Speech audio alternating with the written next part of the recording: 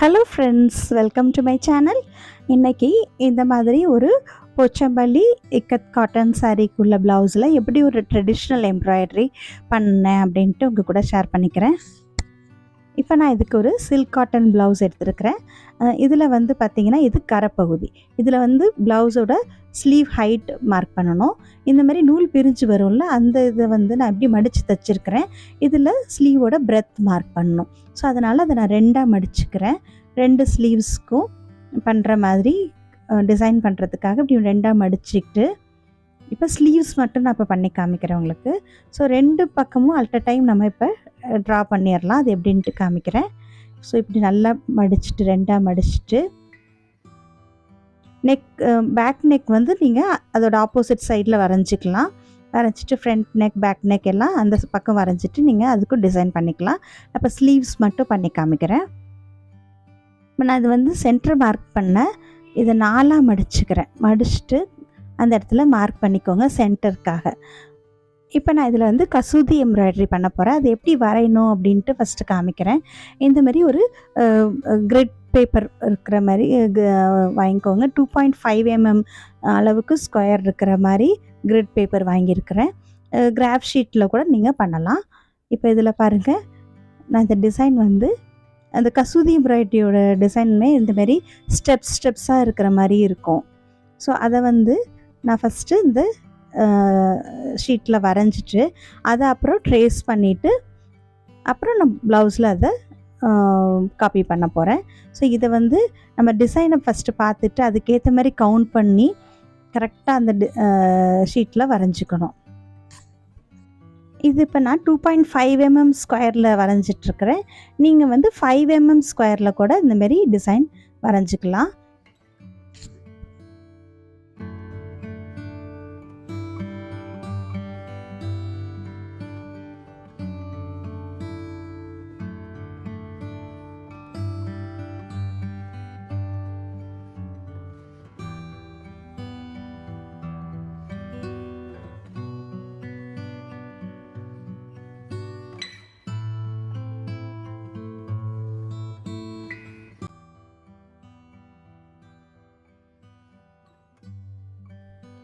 So இந்த மாதிரி full design வரைஞ்சிருக்கிறேன்.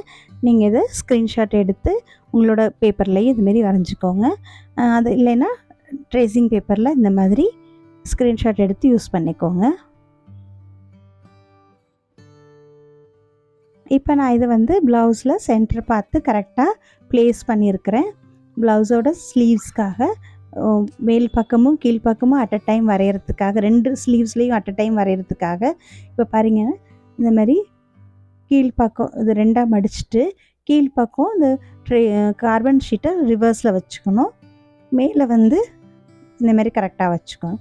So வச்சுட்டிங்கன்னா ஒரே தடவையில் நம்ம வரையும் போது ரெண்டு பக்கமும் ஈவனாக நமக்கு காப்பி ஆகிடும்.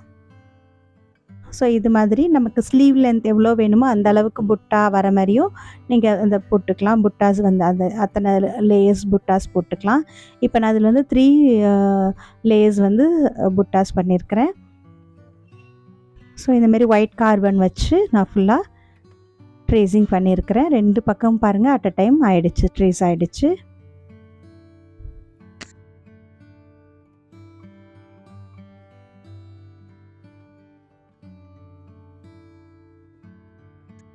இப்போ இது பாருங்கள், இந்த ப்ளவுஸ்க்கு எப்படி ஆப்டாக இருக்குது, கரெக்டாக அந்த டிசைனுக்கு ஏற்ற மாதிரி இருக்குது இந்த டிசைன். ஸோ இதுக்கு ஏற்ற மாதிரி நான் இப்போ ஆங்கர் த்ரெட் எடுத்துருக்கிறேன். இந்த இதிலே ரொம்ப லைட் கலர் ஒரு ஷேடும், அப்புறம் சாரியோட பாடி கலர் ஒரு ஷேடும் எடுத்துருக்கிறேன். அது 2 கலர் மட்டும் வச்சு இது ஃபுல்லாக பண்ண போகிறேன். ஸோ அதை எப்படி பண்ணேன்ட்டு உங்களுக்கு காமிக்கிறேன்.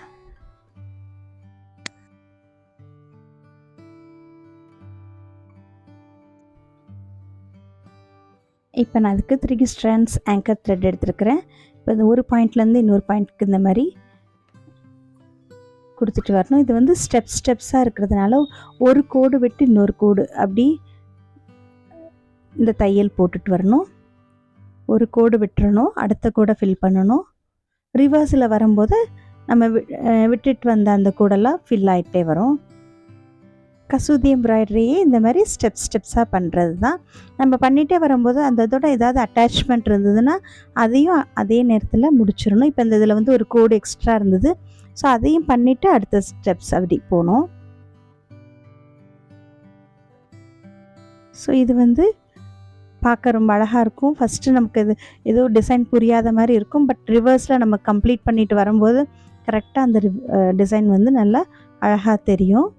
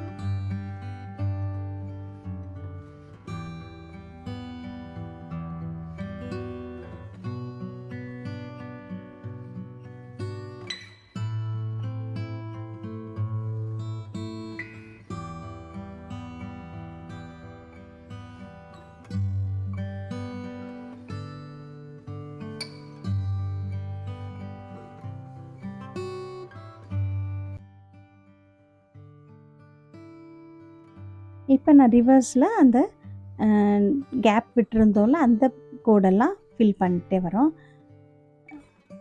கரெக்டாக அந்த பாயிண்டில் எடுத்து அடுத்த பாயிண்ட்டும் வந்து அந்த ஏற்கனவே பண்ணியிருக்கிற நூலை ஒட்டி வர மாதிரி மேக்ஸிமம் பண்ணணும். அப்போ தான் இது டிசைன் பார்க்க ரொம்ப அழகாக இருக்கும், ஃபினிஷிங் நல்லாயிருக்கும்.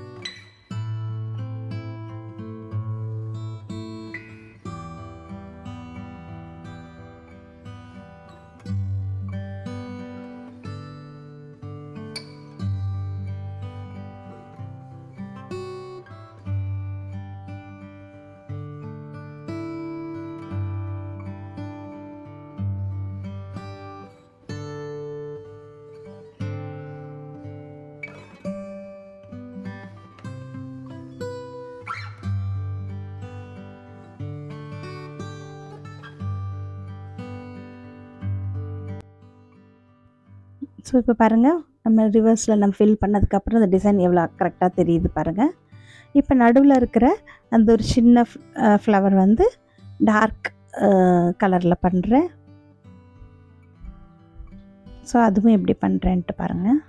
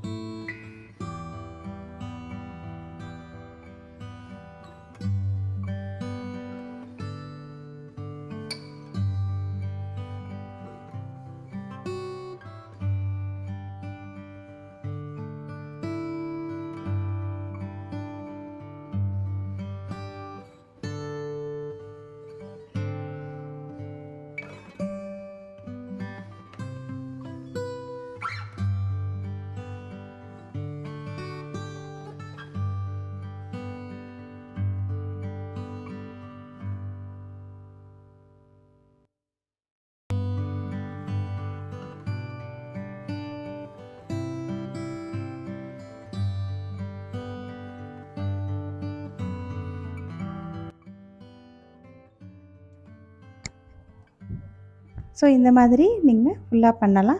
பாருங்கள், பேக் சைட்லேயும் நம்ம ஃப்ரண்ட்டில் பண்ண மாதிரி அதே லுக் இருக்கும். ஸோ மீதி கேப்லேயும் அது டார்க் கலரில் பண்ணணும். இது பாருங்கள், ஃபுல்லாக பண்ணி முடிச்சதுக்கப்புறம் எப்படி இருக்குன்ட்டு